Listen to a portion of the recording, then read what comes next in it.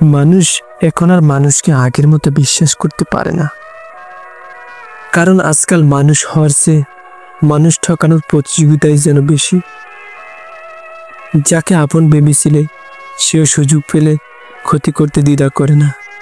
বন্ধুত্ব হয় মুখে, ফেসেমে চলে হিসাবের খেলা।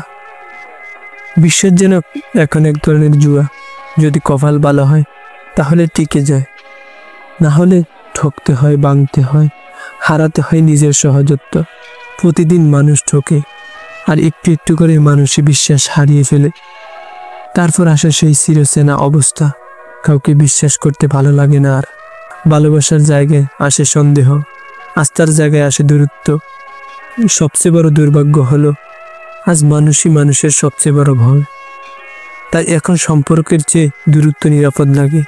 নিঃস্বার্থ ভালোবাসার চেয়ে একাকিত্ব বেশি নির্ভরযোগ্য মনে হয়।